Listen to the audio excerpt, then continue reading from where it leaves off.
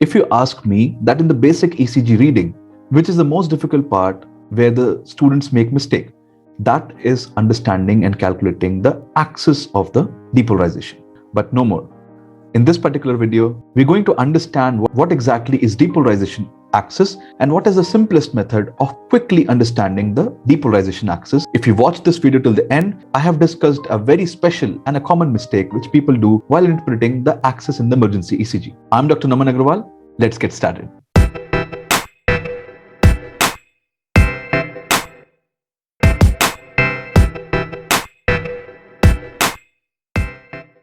This animation shows you the various depolarizations which happen in a normal electrical cycle. So there are a lot of directions in which the current is flowing in the heart. So what exactly is an axis? The electrical axis refers to the vector sum of all these depolarizations. If we take all these currents into consideration and we determine the final net direction in which the current is flowing in the heart, that is called the cardiac depolarization axis. Now this axis could mean a ventricular depolarization axis, an atrial depolarization axis, or it could be a repolarization axis. Unless stated otherwise, an axis refers to the axis of ventricular depolarization, which is determined by the QRS complexes. If you have to determine the axis of atrial depolarization, you look at the axis of P wave, and the T wave can also be used for determining the repolarization axis of the heart. So these are advanced concepts which we are not going to discuss in this particular video, and we are going to discuss about the QRS axis. Now we mentioned about the vector sum. What exactly is a vector?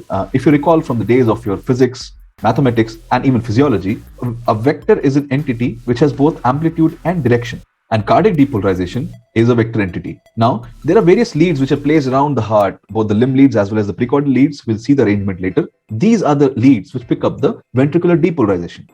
So if the current is moving towards the lead, it will give you a positive deflection. If the current is moving away from the lead, that will lead to a negative deflection. If the intensity of the current which is moving towards the lead is big, the resultant deflection would also be big.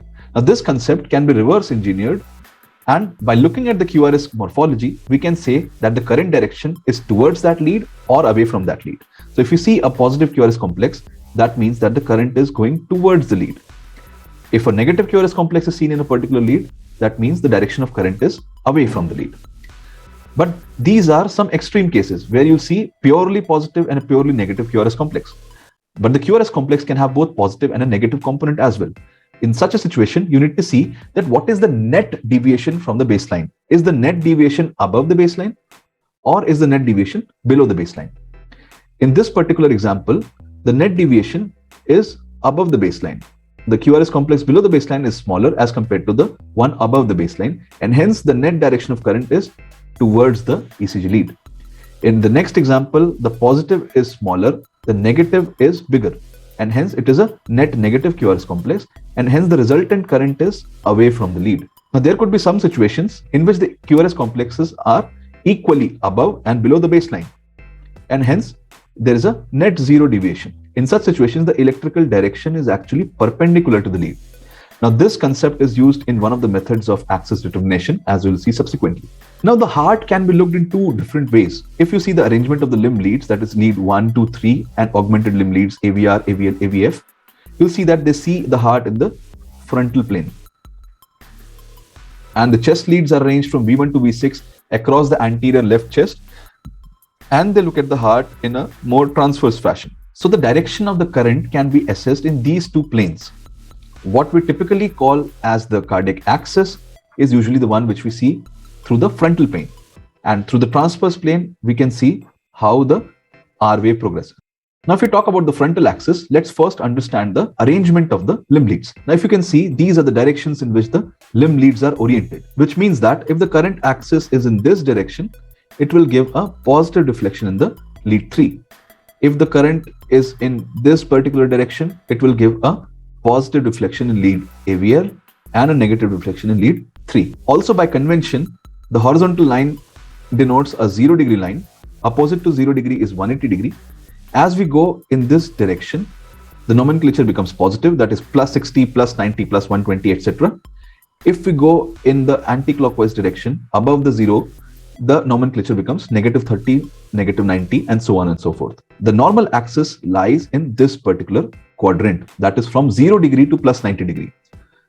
Any axis which is on the right of this quadrant is called a right axis deviation. Any axis which is on the left of this is considered to be a left axis deviation. Some amount of left and right axis deviations are physiologically present. So the actual normal axis ranges from minus 30 to plus 110 degrees. But by and large, if you find the axis lying in this particular quadrant, this means that the patient has got a normal axis. Now the next question is, how do we determine the axis? There are many methods for that. But the most commonly used and the easiest way of doing that is by using the quadrant method, in which we see the two perpendicular leads, lead 1 and lead AVF, which flank this particular quadrant. And depending on the deviations of QRS complex in lead 1 and AVF, we determine the axis of ventricular depolarization. The other method, called the isoelectric lead method, is also a very useful method, but is slightly complicated. So in this particular video, we'll discuss only about the quadrant method. If you want me to make another video on isoelectric lead method, do let me know in the comment box below. So let's take these two leads and understand by some examples. The first scenario being a positive QRS complex in lead 1, which means that the current is in direction of lead 1. Also, there is a positive QRS complex in lead AVF, which means that the current is in the direction of lead AVF. And hence, if we do a vector sum of these two currents, the next axis will be in this quadrant, which means that it's a normal axis. Now consider a second scenario in which lead 1 has got negative QRS complexes, which means that the current is away from lead 1, that is in the direction of 180 degrees. The AVF has got a positive QRS complex, which means that the current is in the direction of AVF, and hence the net vector is in a different quadrant, which means that there is a right axis deviation in this particular example. In a third example, if you see that the QRS complexes are positive in lead 1, that means the current is in the direction of lead 1, and they are negative in AVF, that means the current goes opposite to the direction of lead AVF, and hence the net electrical vector is in this quadrant, which means that there is a left axis deviation. There could be another scenario in which you will find both lead 1 and lead AVF have got negative complexes, which means that now the current is away from lead 1 as well as away from the direction of lead AVF, and hence the net direction will be somewhere in this quadrant. This is called a northwest axis or an extreme left axis deviation. This is an uncommon thing to be found. Most of the time you'll find some amount of right and left axis deviation. Now let us solve some ECGs and see if we can determine the axis. Look at lead 1. There is a small positive deflection and a slightly bigger negative deflection, which means that the QRS complex is negative. And hence we draw the current opposite to lead 1. In lead AVF, you'll find the QRS complexes are positive. So the current is in the direction of lead AVF. And hence the vector is in this quadrant, which means that there is a right axis deviation. In the next example, here you see that lead 1 is having positive complexes, which means that current is in the direction of lead 1. Lead AVF has got negative complexes, which means that current is opposite to lead AVF, and hence the current is in this particular quadrant, which means that there is a left axis deviation. Now I know that some of you have looked at this ECG and already know the specific diagnosis in this particular case. And if you could point that out, do let me know in the comment box below. Now this third ECG belongs to a patient of COPD who presented to the emergency with right-sided heart failure. Now if you have to determine the axis of this particular case, you see that the QRS complexes in 1 are very small, but you can appreciate that the net deviation is negative. So the current is away from lead 1.